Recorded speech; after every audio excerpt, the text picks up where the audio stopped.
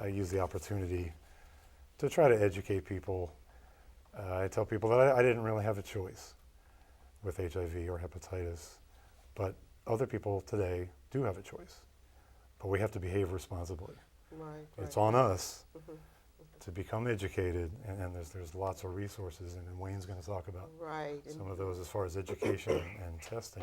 And being able to help someone else Right. that may not I feel even that be aware. in every opportunity that I get to speak, if I can just prevent one person from going down that road and having to live the life that I've known, then it's worth it. Yeah, if you can save 2 or 3. And tell us about this bike ride, 150 miles. Well, as I said, I've been very blessed to be healthy. I originally got into cycling as a sport in an effort to strengthen my leg a little bit. I had a knee replacement, which I had to have due to hemophilia. I used to bleed a lot into my knee, and the hemorrhaging can destroy the joints. But once I had that replaced, I was very able to ride a bike, and I started kind of slow and just built up with it over the years. I've done 8 MS-150s, which, as some people may know, is the Houston to Austin bicycle ride. Yeah, Takes place over 2 days. I probably could get 2 miles and fall off. Yeah.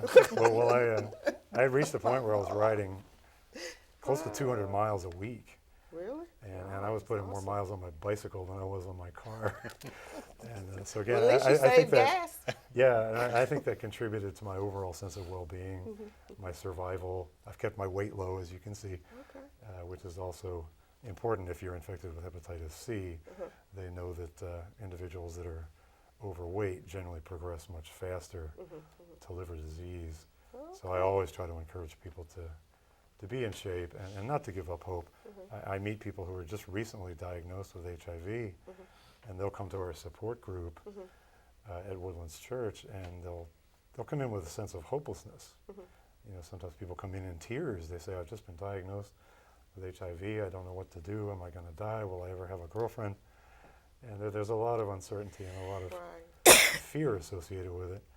But I just try to use my own life as an example. I've lived probably close to 30 years with HIV. I still work full time, and I'm very physically active. So I always use my story to encourage people not to give up hope. Okay.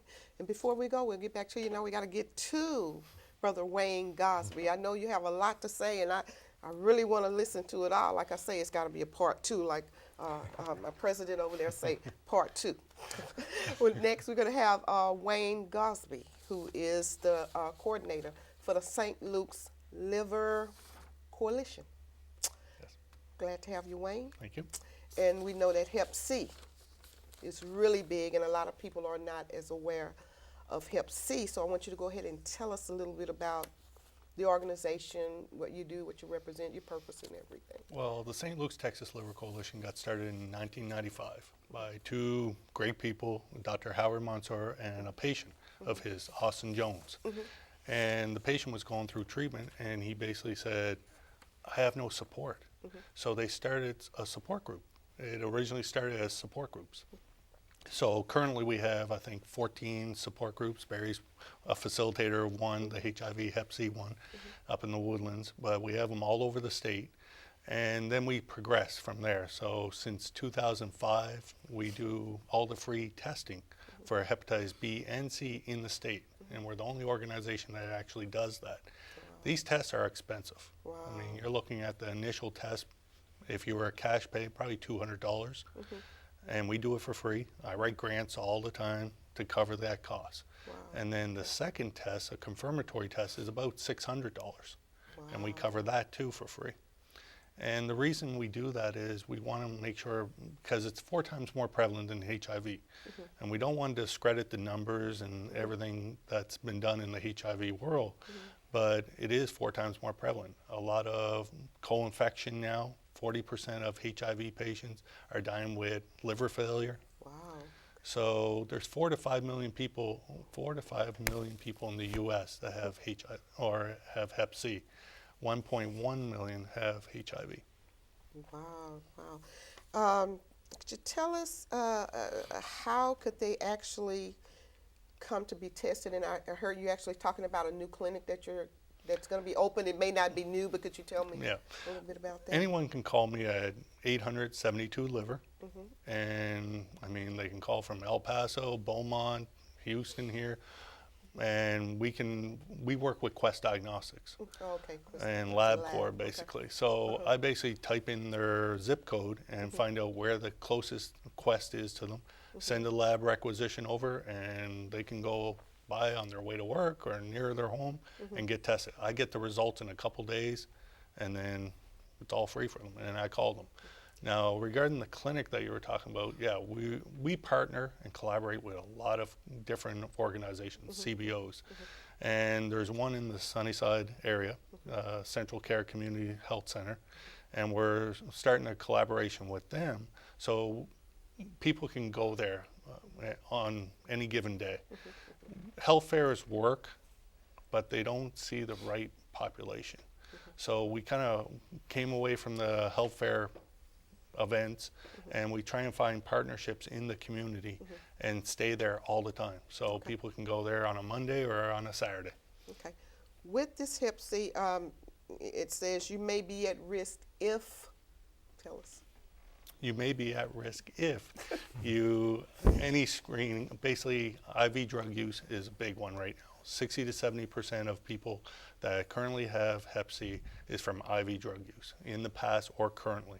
But any needle sharing, whether if you did steroids, diabetes, sharing the needles for diabetics, there's now the Botox parties. If you go to those, the potential is there. Because it's a perfect transmission route. It's from a needle. Wow. Okay. Yeah. And then more common, less risk, but more common nowadays is tattooing. There's a lot of people getting branded, marked up, and tattooed. And home tattooing is a really big thing now too. You can go on eBay and for $99 you can get a home tattoo kit. Okay. And I have a family of 5 that contracted it that way. Wow. Yep. Wow. So are people that actually come and be get tested for the Hep C, do some of them actually get liver failure and may go on to the liver transplant list or something like that? Yeah, basically it's asymptomatic. So a lot of people like Mary look like the picture of health, but inside they're always fighting, their liver's always fighting. So by the time they hit cirrhosis, some people go into end-stage liver disease. And so yeah, you would have to go on to a liver transplant, or you can come down with even liver cancer. Wow. Wow. And so that takes a lot of lives. Well, I tell you, this is a lot of information, but what I'm going to do is I'm going to go around, give the audience out their information, how they can contact you and be a part of your organization. Then I want you to give your information, how they can contact you if they need to, and then Robin. We're going to go down to Robin because we're almost out of time. And if it comes to the end, I want to thank you again, and as I said, we got to have a part 2 somewhere. Okay, Sounds so good. we're going to start with If they want to Wayne. get a hold of St. Luke's Texas Liver Coalition, get tested, they can call 800-72-LIVER. Okay, thank you. As far as me, I guess email would be best. My email address is redsaleen97@yahoo.com.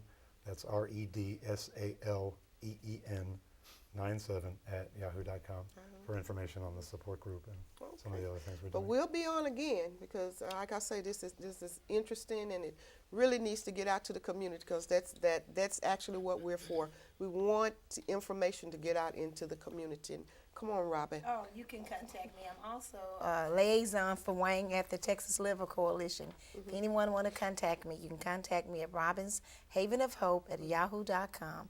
Either you can contact me at this number, area code 281-546-1327. And I do know that they actually put on seminars. They work with the schools, with the churches. Yes. Who else?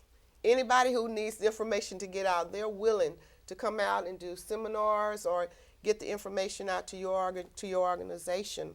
And if you would like to be a sponsor of our show, which is the Community Voice, or if you would like to come on our show and you have an interesting conversation or interesting information that you would like to get out to the community, please call the number on the screen, 713-731-7050. Again, my name is Versie Green, and I'm the host for the show. This is just a great show today. And again, thank you so much for coming. I've learned not a whole lot, but a little bit to help me going on hemophilia, the hemophiliacs, HIV. And again, it's like I say, it's just never enough time to get all of the information out. And what we would like for the audience to know is to get tested. As Robin said, get tested, get tested, get tested. Pay attention to the STDs. Young people, please listen, pay attention, because STDs can lead to HIV.